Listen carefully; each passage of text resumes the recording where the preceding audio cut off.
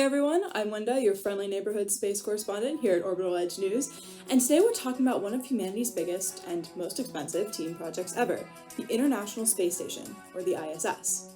It's part science lab, part international peace symbol, and part floating apartment with an incredible view. It's even the largest spaceship ever built. But will this majestic piece of hardware last forever? This is your SpacePod for June 28th, 2025.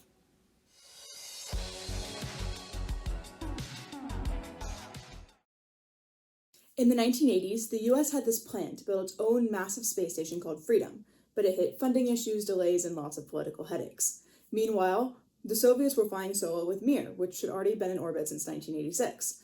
But by the 1990s, everything shifted. The Cold War had ended, and instead of racing each other to space, the US and Russia said, hey, let's build something together.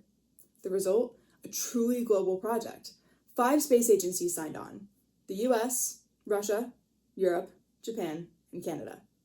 Together, they planned the ISS, a modular research station that would orbit Earth and bring astronauts together, no matter their country of origin. Construction kicked off in 1998 with Russia launching Zyra, the first module. Just weeks later, NASA added Unity, and the pieces began coming together, literally. Over the next 13 years, the ISS was assembled in orbit, one module at a time, by astronauts in bulky suits with the help of Canada's super cool space robot arm. By the time assembly wrapped up, the ISS was the size of a football field, weighed about 1 million pounds, and had more pressurized space than a 6-bedroom house. That's a lot of room for science. In 2000, the very first long-term crew moved in.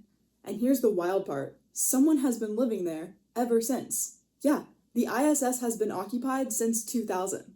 We're talking about continuous human presence in space for over 2 decades. Astronauts from 20 countries have lived and worked aboard the ISS. They do everything from running biological and physical experiments, to growing plants, to testing how the human body reacts to long periods in microgravity. Super useful when we start planning longer missions to the moon or Mars. And sometimes they just live there. Astronauts up there celebrate birthdays and holidays, do live stream Q&As, record music videos, and occasionally have to chase floating M&Ms in their free time. In 2015, astronauts even ate their first crop of space-grown lettuce, marking a big milestone in space farming. All I can think about is The Martian when I think about that.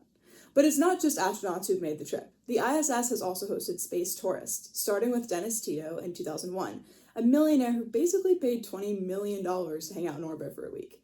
Since then, a few other private visitors, including a Russian actress and a director shooting the first movie in space, have also joined the club.